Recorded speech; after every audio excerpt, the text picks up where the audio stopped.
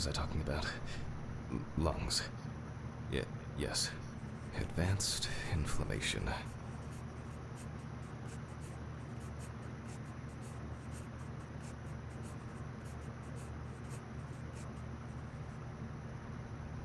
Alright. What now? The syringe. Now's a good time to collect some samples. Syringe. Specifically there. 3. From the eye, the heart, and the bladder. I'm interested to see the concentration of alcohol in the body.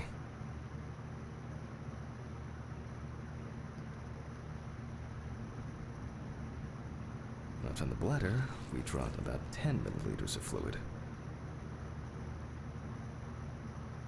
5 milliliters from the left ventricle should do it.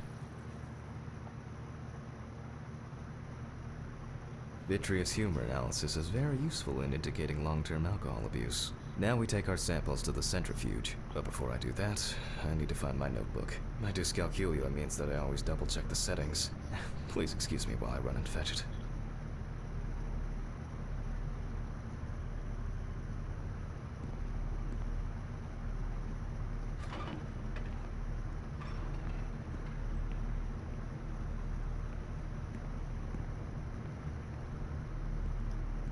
This whole thing is covered in stains. I should check this out under the microscope sometime. Pop a couple more of these real quick.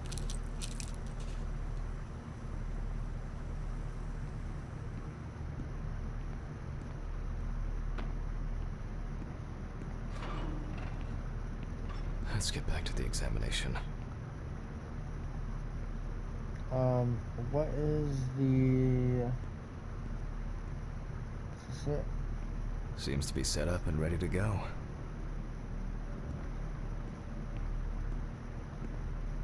We put all of the samples into the rotor.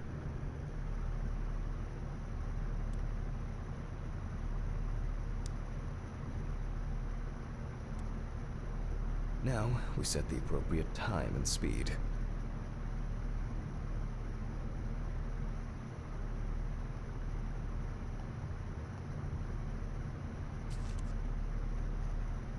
Alright. Time is 15 minutes.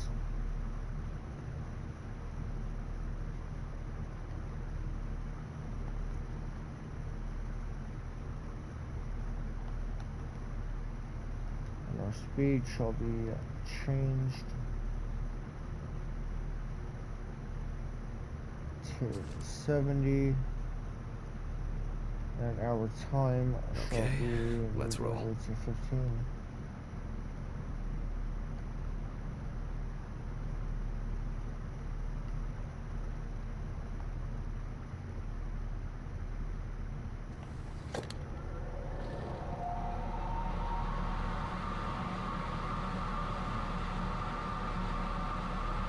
Oh shit. The fuses again.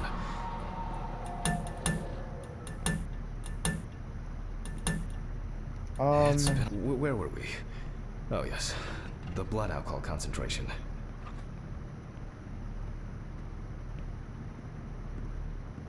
Let's see what we've got here.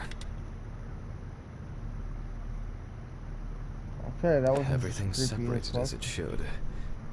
Our lab is closed until tomorrow after the last, incident. However, considering that Toby's favorite eau de parfum appears to be ethanol, I'm guessing the results won't surprise me at all.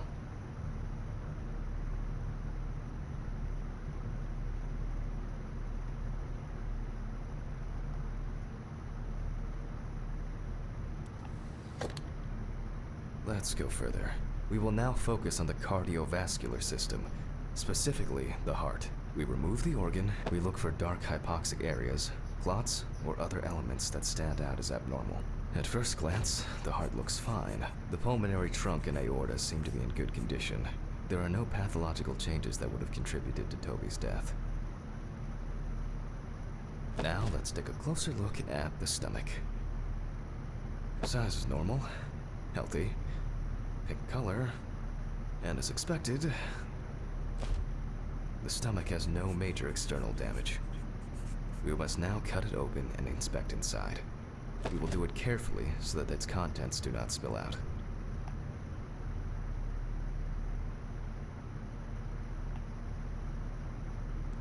Alright, so, We open the yeah. stomach along the greater curvature, from the heart to the pyloric end. Oh, I already feel like there's something left inside.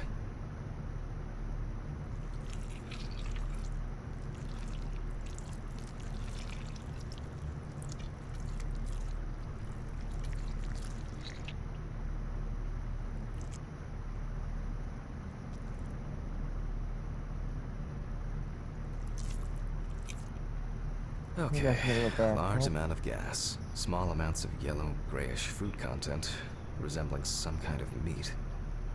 Either our deceased hadn't eaten in days, or the bulk of his stomach had already found a way out. Looks like I'll have to find the missing contents. There are two ways here. One is obvious, and the other is... It couldn't have been suffocation, could it? I'll add this to the list and move on to the deceased's neck.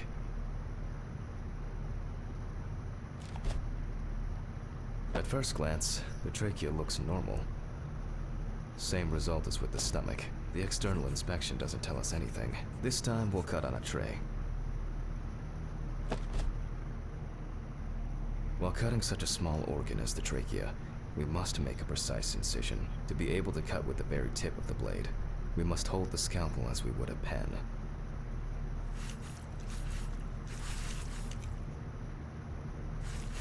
And after careful examination and deduction, we've got it. A clogged trachea. It's time to summarize the whole thing.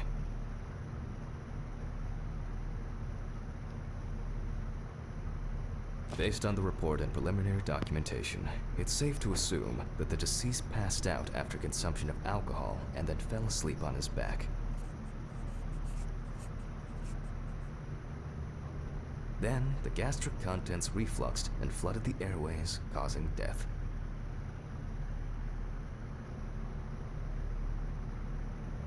That's why we don't forget about the recovery position at dorm parties.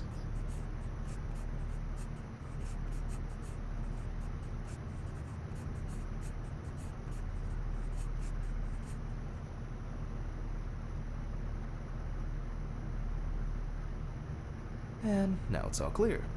The death was suffocation. Now, signature. The mystery is solved. But for us, this is not the end. First, the dead body needs to be cleaned up.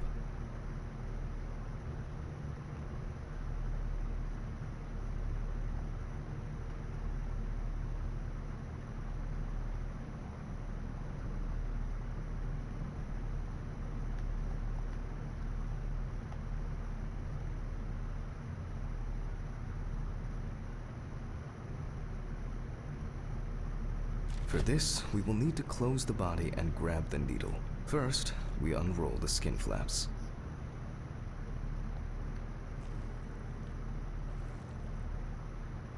And then, we sew the deceased back up. I'm using the baseball stitch technique. This stitching method is very strong and quick to do.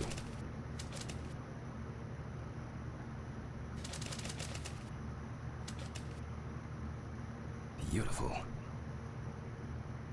Now we say goodbye to the deceased and put them safely in the fridge, ready for the next stage of their journey. Not bad. God, I'm tired. I'll drop these samples off at the lab on the way to the bar.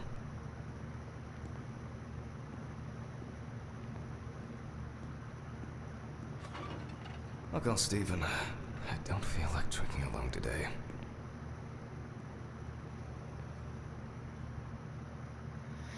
Okay. Not bad.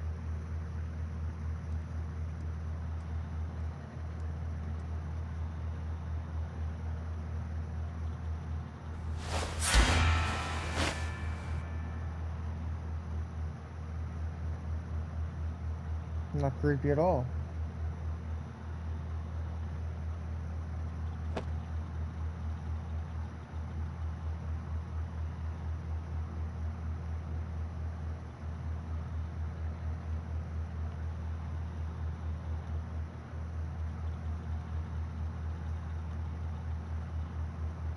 So what I'm gonna do with it?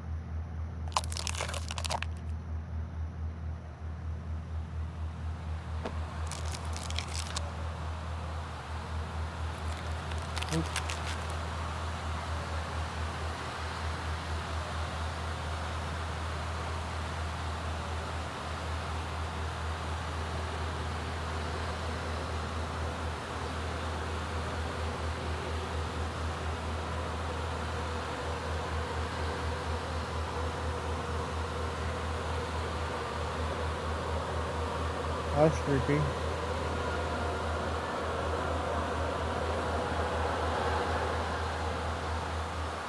Okay then. Ugh, man.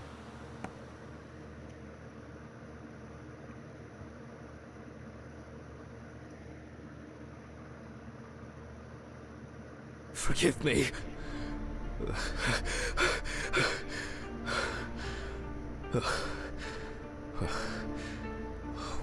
What? Ah, fuck. I should take my pills.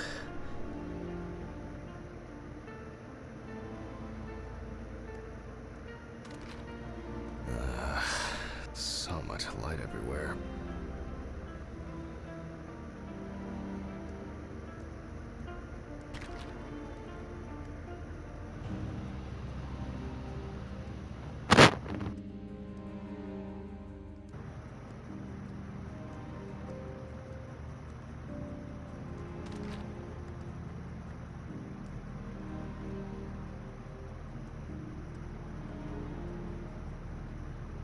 It's just too dirty to use. It's just too dirty to use. I think I'll take a piss at work. At least their toilets will have been cleaned.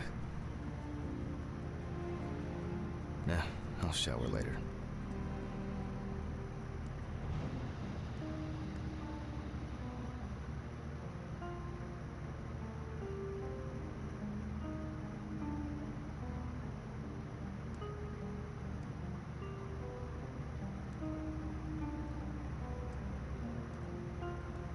It's a red bottle, I believe, right now. It's just too dirty to use.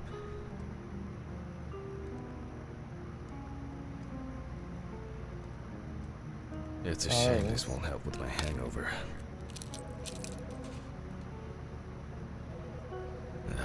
The fucking phone.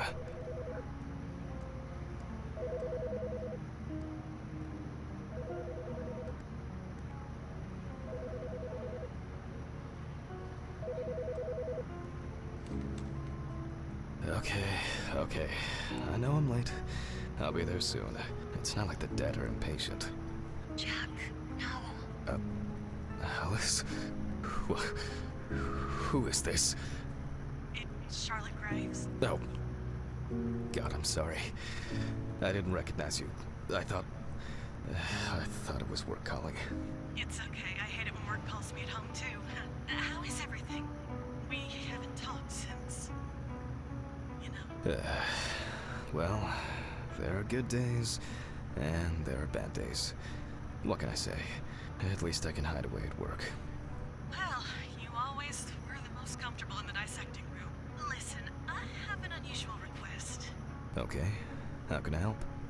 It's nothing serious. I just wanted to ask, do you have any pictures of Alice? Maybe one where the two of us are together? I'd love to have something to remind me of her. I guess. I'm not sure. I'll look through her things. Thank you. I'm sorry to trouble you with this. All this can't be easy for you. I'll get through it somehow. I've been meaning to sort through her stuff for a while. Have you asked Stephen if he has anything? Yes, I spoke with him this morning. He said he gave everything to their mother and that I should ask you. I see. Jack, I know you're trying. That you cope somehow. Stephen's there for you. Although, well, we all know how he can be. But, I mean, if you wanted to reminisce about Alice, talk. I really should go now. I overslept, I'm late for work, and I still have some errands to run on the way. Oh, okay. Sure.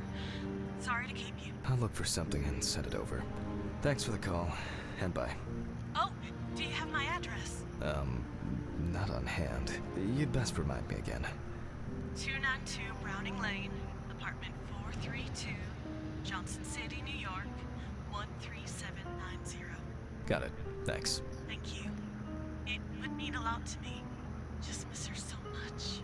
Yeah, me too. And that's okay. Really, no problem. Thank you. Take care, Jack. You too, Charlotte. It was nice to hear you. Well, that was a bit unexpected. I should probably find something to send.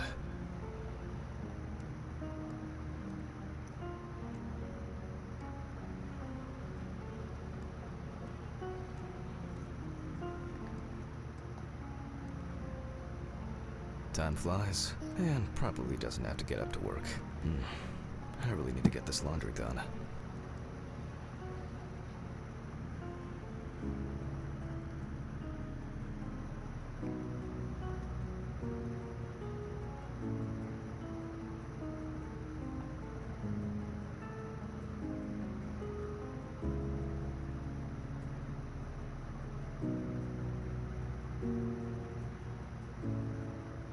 It's been almost a year.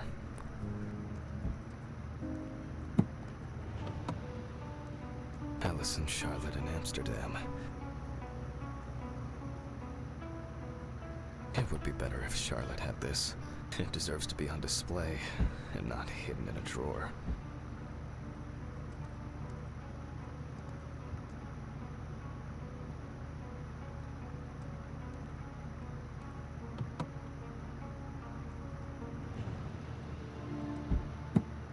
It's always good to have something for a rainy day. It was a miracle that the coffee didn't wash off the writing. And that she said yes. Till death do us part. She always believed she could change people for the better, even me. I wasn't able to support her through this.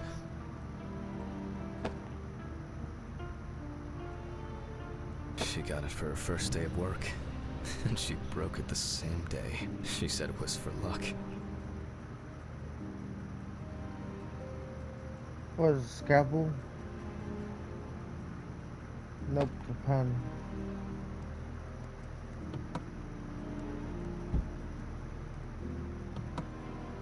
These were from Thanksgiving. Stephen invited me. I was going to give them to his mother, but then I met Alice. It was the first time I saw her.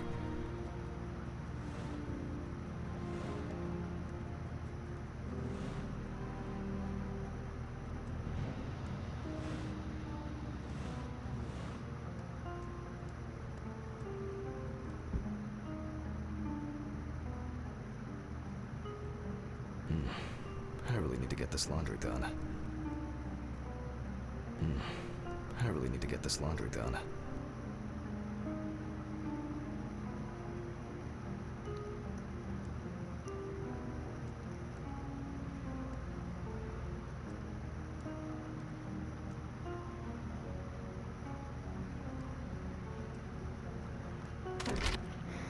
Menu for today: dinner in town and takeaway coffee.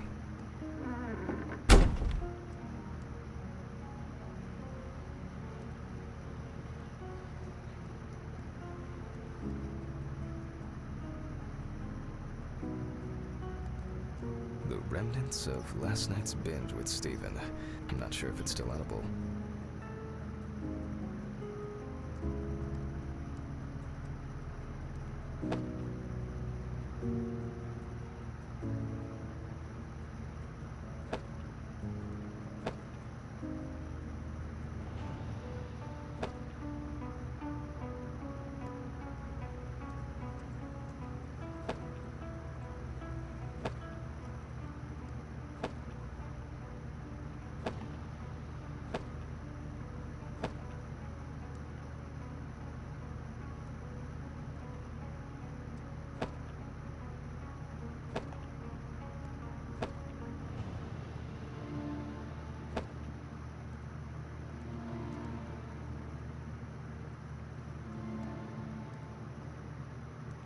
I'm not in the mood for music lately.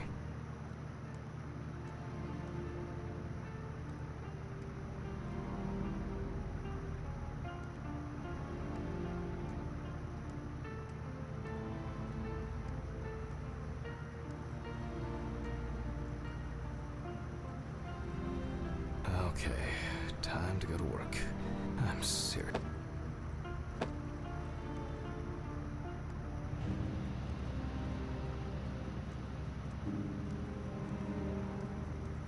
Oh, shit. Almost left the door open. I should grab some coffee and aspirin on the way.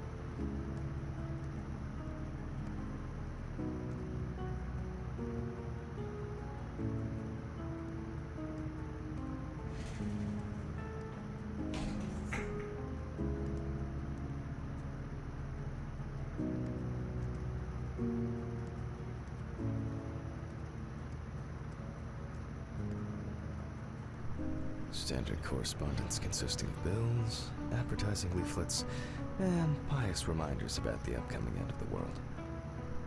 Standard correspondence consisting of bills, advertising leaflets, and pious reminders about the upcoming end of the world.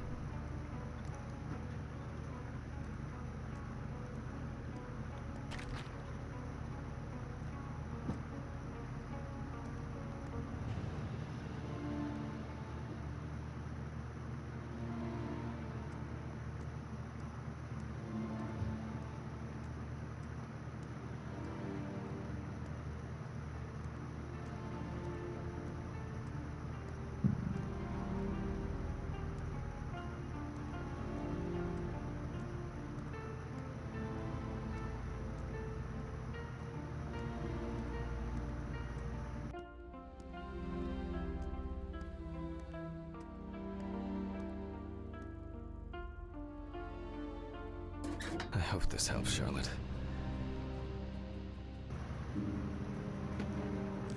Okay, all done here. Time to go.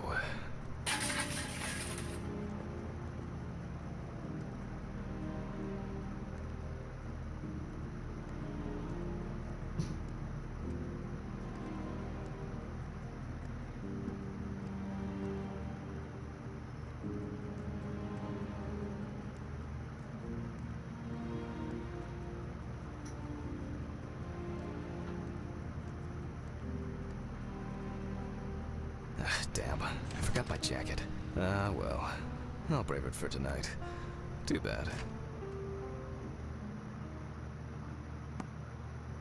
Not bad at all. Nice and fresh. At least it's peaceful here.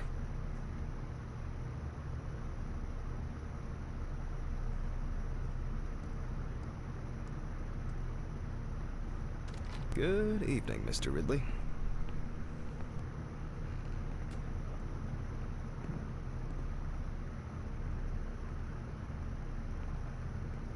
Has Steven delivered the body? Mm-hmm. Did he leave it where he usually does? Uh-huh. As always, it's a real pleasure talking to you. If you say so.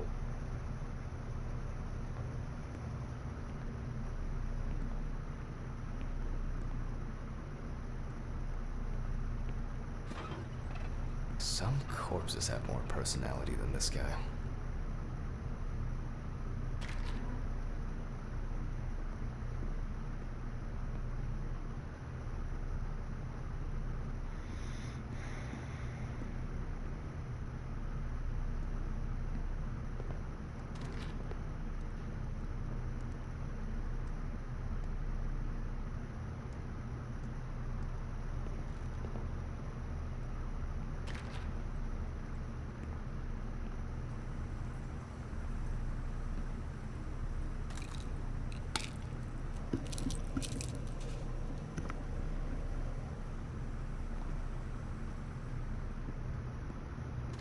Christ. Who leaves the window open in the middle of November? So I'd better check the answering machine. Hi, Jack. I dropped by a little early today. I left the body with Ridley in the corridor. He wasn't sitting in the locker then, so maybe he'll even throw him into the room. Well, how are you doing? Yeah, I mean, it's your first birthday without her, and... This, I still have a hangover, and you know me, I run to the John like the neighbor's fucking dog. You know, today I slipped on his shit again. That fucking furball. He always has to shit next to my car. Anyway, I can't come over in the evening, but we'll catch up on the weekend, okay? Bye. I almost forgot. Charlotte called me this morning. She asked about you, so answer your calls, Jack. This time it's not a reprimand for being late. That's par for the course. I wonder when this clown will learn to look under his feet.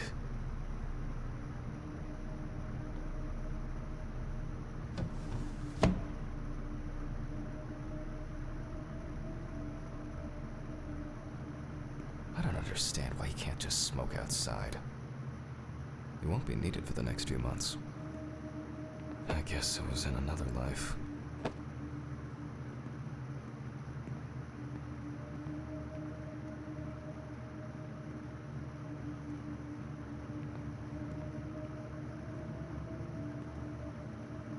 Birthday. I actually forgot it was today. Alice baked me muffins like these every birthday. Okay, joke's over. Apron, gloves, and get to work.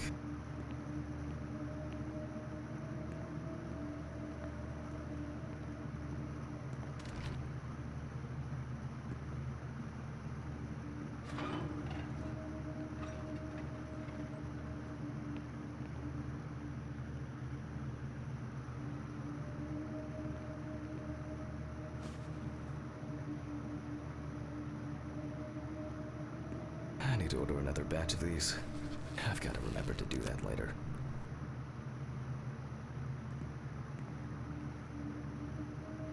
Oh, man. I remember you. You were on that talent show. What was your name again?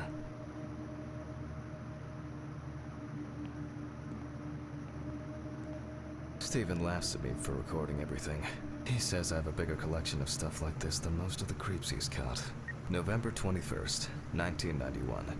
Time, 9:13 p.m. The autopsy is conducted by Jack Hanman. Lecture for the Medical University of Missouri.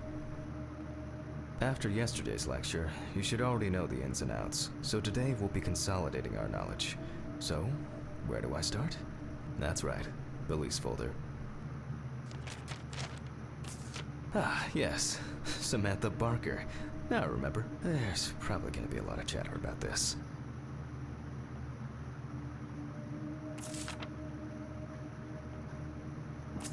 When questioned, friends admitted that Samantha's last days before losing contact seemed extremely happy and relaxed. She also quit drinking alcohol, had mentioned something about rehab. The friend also admits that there was no indication of an impending tragedy. After her first album became a commercial success, she was hit with a creative drought. She suffered panic attacks and severe sleep problems. Drugs and medication came into play.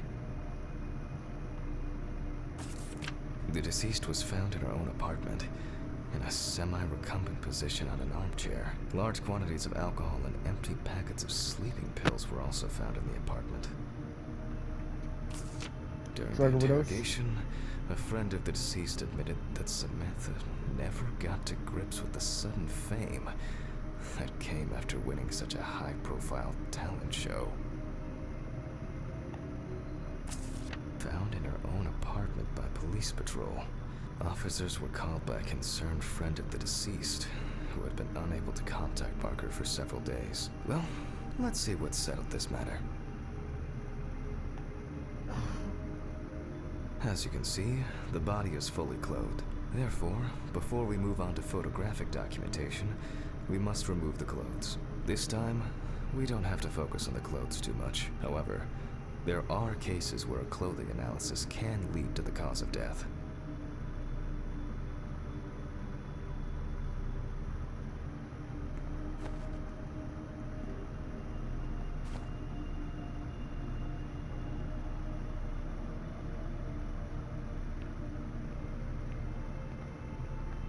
Okay, now we can continue with the examination. Again, begin by taking photographs of the cadaver. I guarantee that over time it will cease being embarrassing for you.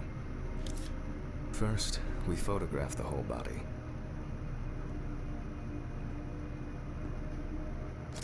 And now, any suspicious looking marks or wounds.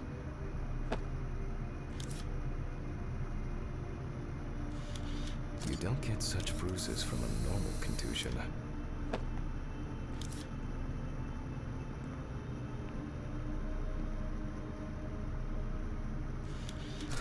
Well, there's even more here.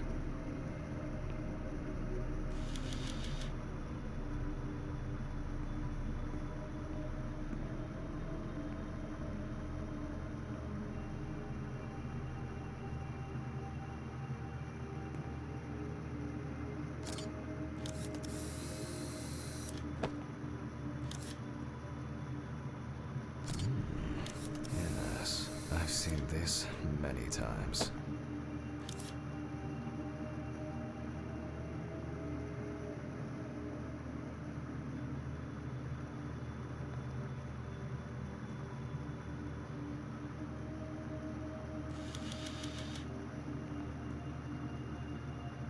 Interesting. Very uneven. We need to investigate this. A few we will need to look into here.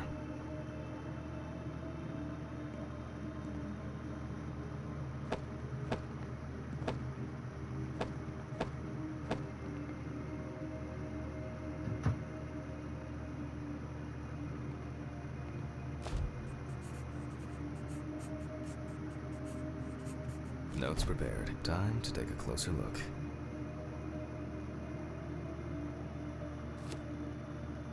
The number of bruises suggests that there may have been some kind of tussle.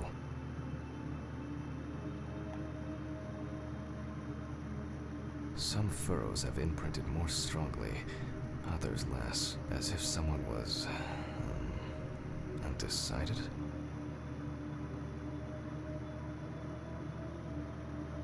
Such bruises are caused by either a very heavy blow or by some internal issues. And here's something interesting. The skin of the deceased is covered with numerous blisters. Some of them are ruptured. Others still contain fluid residue.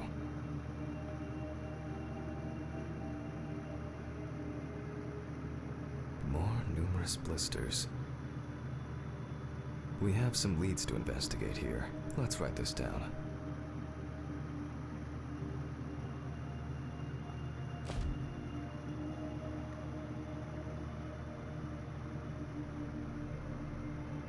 Although it's easier to have abrasions on your feet, but currently it's difficult to say what on the neck of the given the condition. In general, such blisters usually appear in the case of mechanical abrasions, but due to the place of a severed spinal cord. Examination. I'll add barbiturate to be checked. After examining the organs, we can easily verify whether there was internal bleeding or whether the deceased was suffering from something. But first I'll check for external traces. For this we use the good old UV lamp. I look carefully at the whole body. UV right hand clean. The left hand seems to be fine. Nope, the area around the head is empty.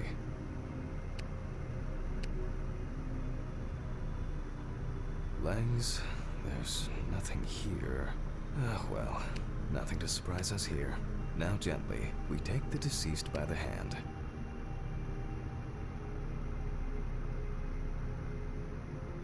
And we check for rigor mortis.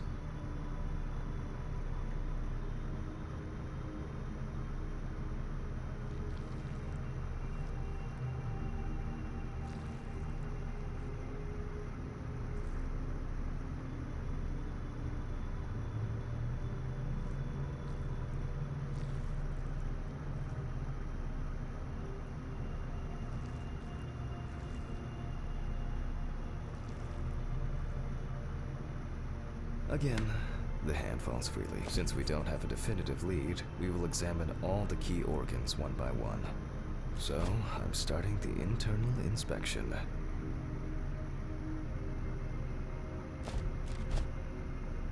I dissect the skin of the deceased.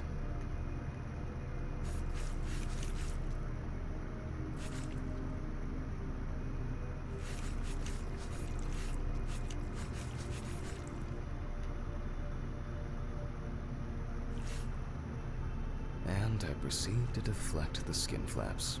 Compared with yesterday's body, the deceased has only trace amounts of adipose tissue. Now for the ribs.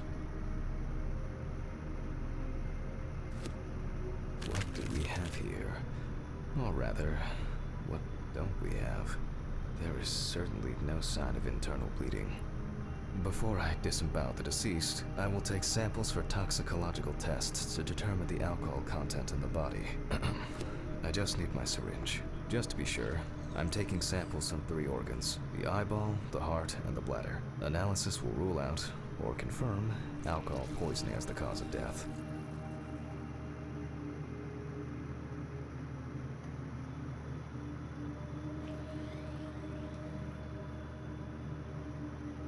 I'll transfer these to the centrifuge.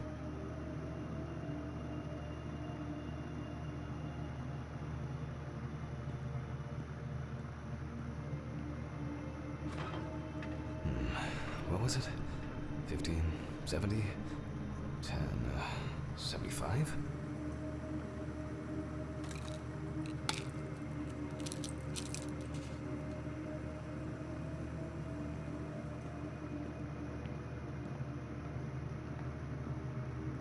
Numbers have never been my strong point. It's probably why I regularly forgot birthdays and anniversaries. I'm lucky Alice always forgave me.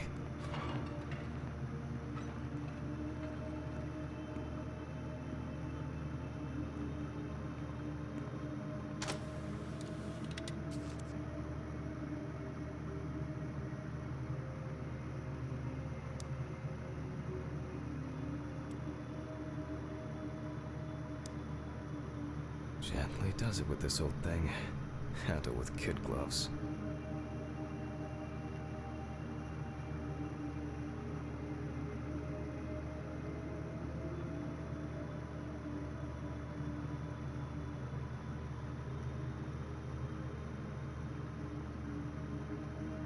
I'm starting the centrifuge. Let's see what results come out. The laboratory is already open, so... Fucking hell! Ridley! Mr. Ridley! The fuses need resetting.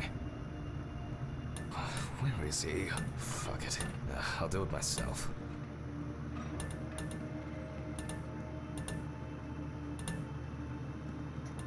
That ain't scary.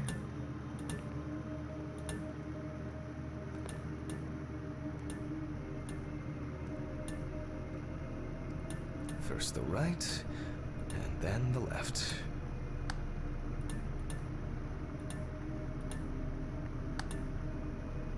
And voila. Oh, for fuck's sake. Can't I work in peace? Well, I think this is like a horror movie, or horror game, pretty much.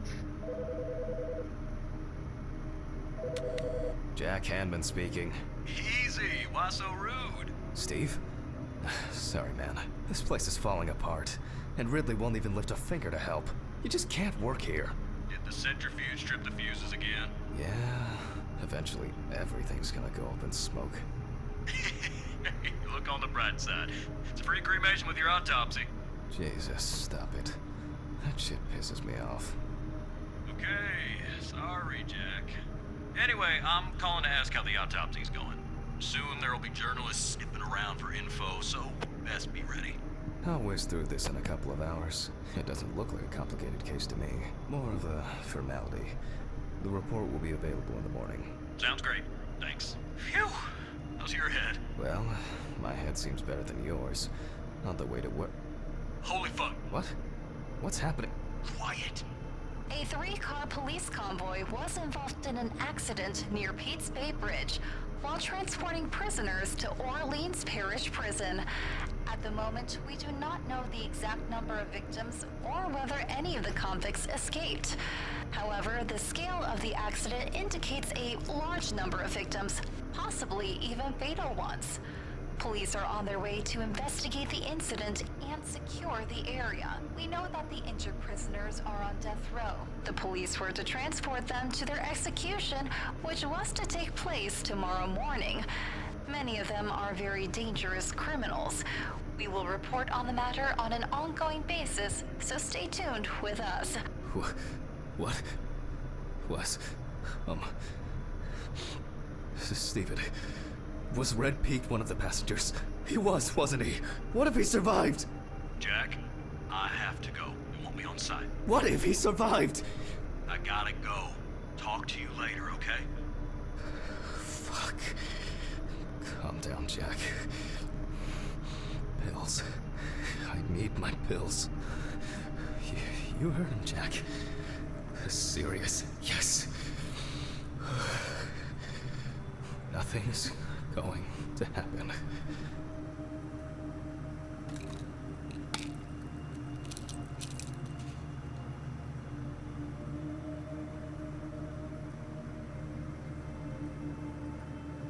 Christ. I've got to get back to work.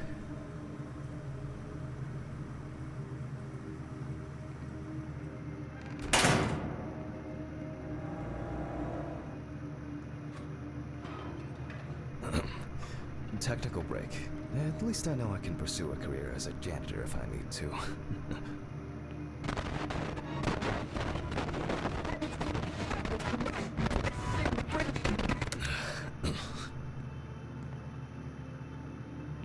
Alright, let's see if we were able to get anything out of this piece of crap. And miraculously, yes, the samples did spin. I'll transfer them to the chromograph in the lab.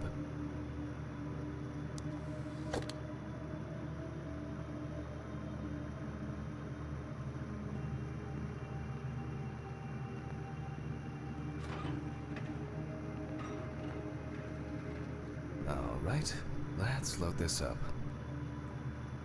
I placed the test tubes in the rack.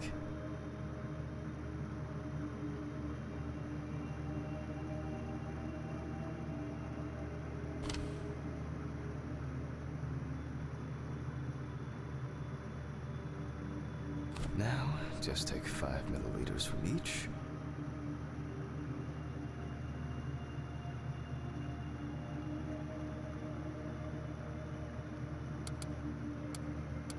Precisely.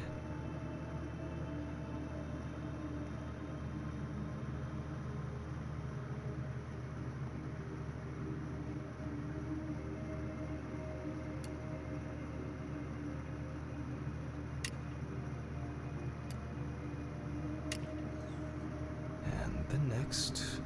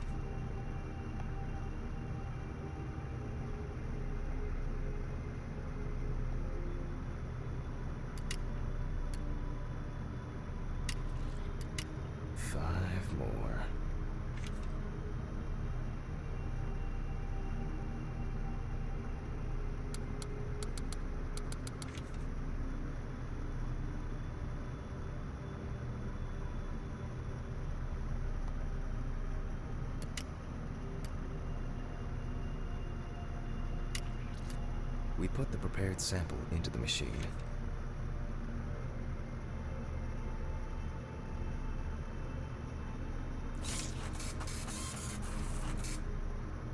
The results indicate that the deceased did consume alcohol shortly before her death. However, this is not an amount that could cause poisoning leading to death, just slight inebriation. I can return to the body and continue the rest of the examination.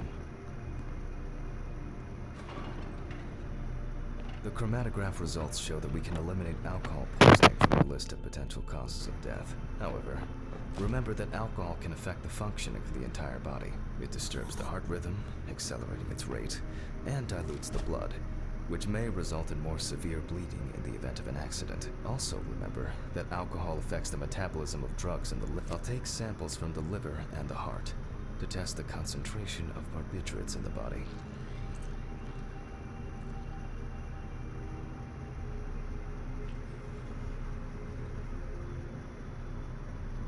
That's enough. I'll do the test later. I'd best not try my luck with the centrifuge right now. Now I remove the liver. No lesions.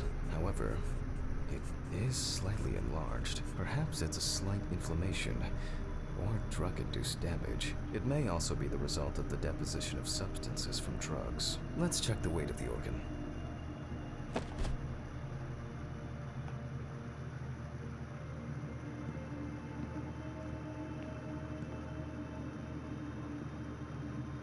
A considerable collection.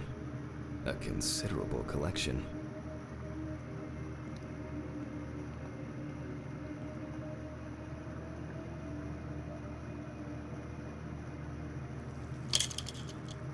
The weight is 1,300 grams. The liver is enlarged.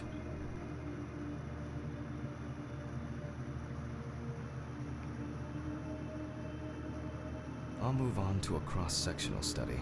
Perhaps the enlargement is the result of early cancerous changes. The blade glides through smoothly. I don't feel like I'm encountering any changes with an unusual structure.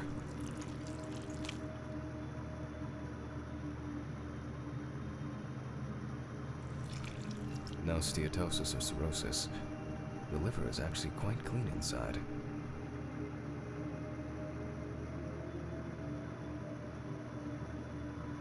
The liver is basically healthy. We already know that the deceased didn't abuse alcohol. The question is, what about drugs or other substances?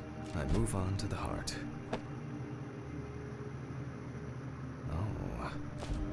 At a glance, we can see signs of a heart attack. The deceased is definitely too young to have a heart attack due to natural causes. The liver is enlarged, not from alcohol poisoning, and the heart looks like it has collapsed. So, I guess we need to go to the centrifuge and check for these barbiturates.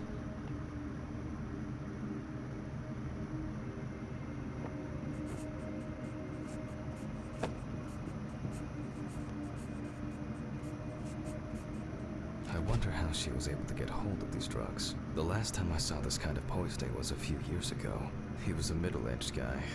He took his medication and forgot about it, so he took another pill. He forgot again and took another one, and another one, until he took the last one. That's why it's better to have amnesic drugs in boxes labeled with the days of the week. This sort of thing rarely happens anymore. Doctors tend to prescribe benzodiazepines. They are safer, but still shouldn't be combined with alcohol.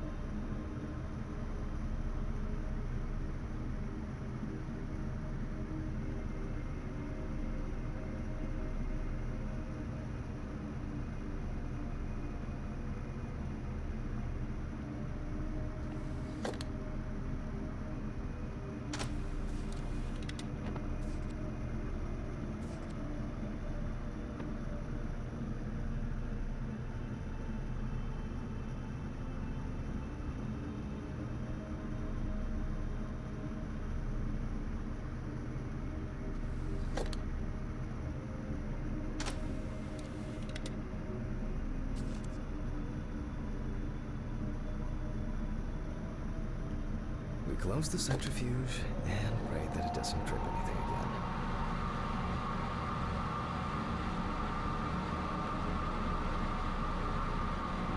It looks like our luck is in.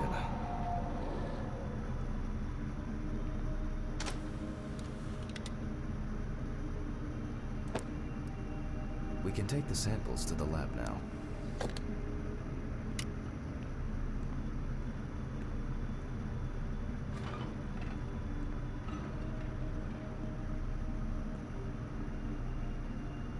Okay, 2 samples this time, 6 milliliters each.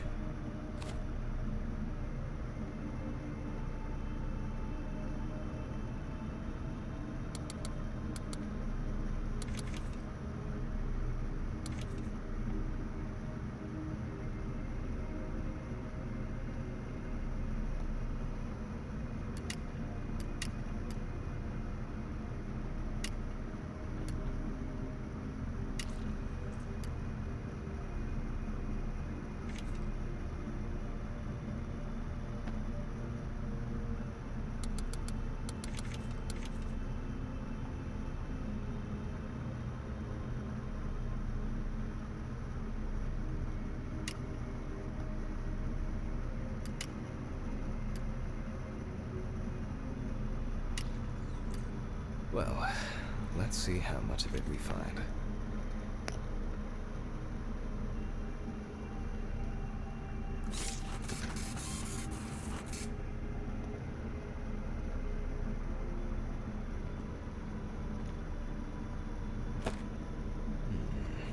Nothing surprising. Significant amounts of phenobarbital metabolites of hepatic origin.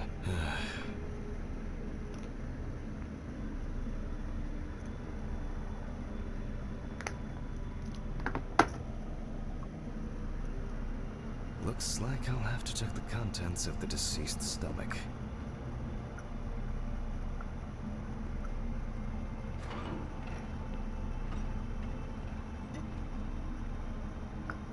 The tests showed that the collected blood contained enough barbiturates to cause cardiopulmonary collapse. The question now is whether it was an accident or a deliberate act.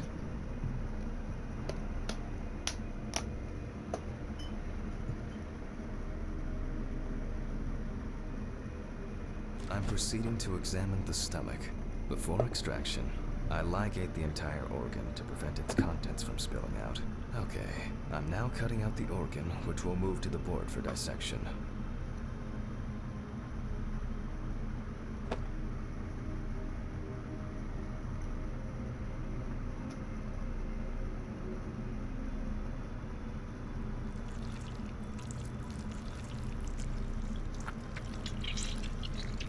Normally, the stomach and intestines are full of surprises.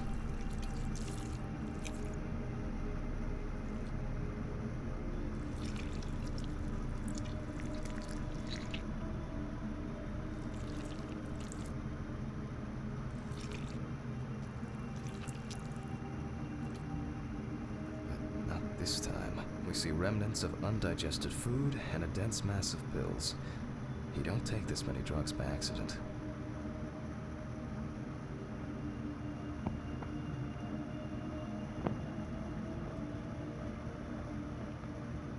Length and width normal. No obvious pathological changes. Undigested drugs found in the stomach of the deceased. The direct cause of death was probably an overdose. I'll check the rest of the organs, and then the lungs are normal.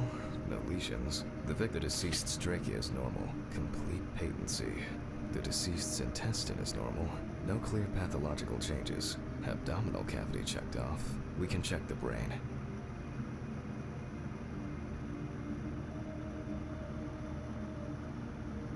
I make a cut to open the lid of the victim's skull and remove the brain.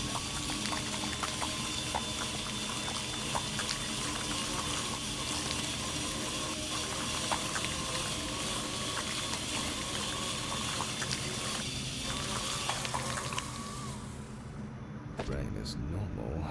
No obvious lesions. Alright. I need to dissect it on a board.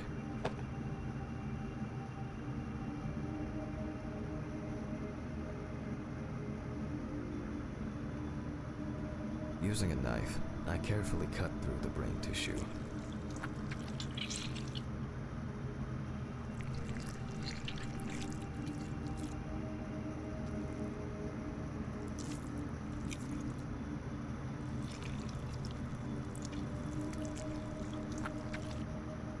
As expected, the deceased's brain is in excellent condition. No discoloration or changes due to hypoxia. There is still the matter of the marks on the neck. They look superficial, but who knows?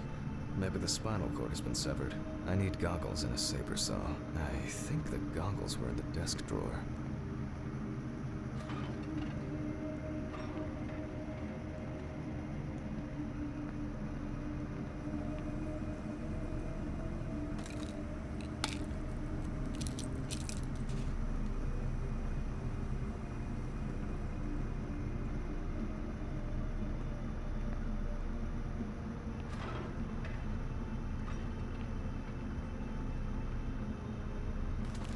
Alice.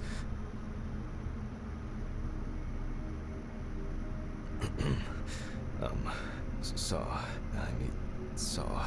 Oh, I know. I probably left it in the basement after its last cleaning.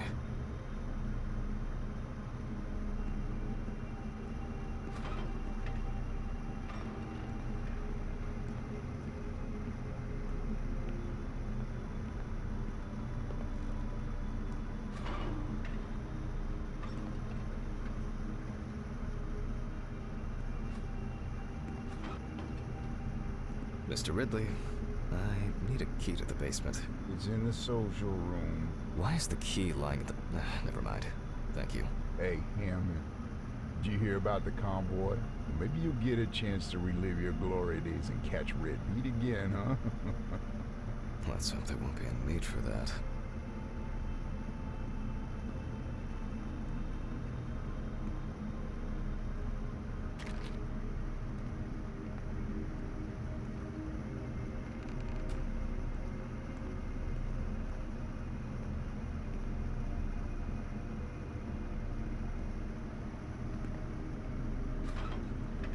If only he could put that much enthusiasm into his work. I get the feeling that searching through this rubbish is more pathogenic than working with corpses. Please, may this be the last trip.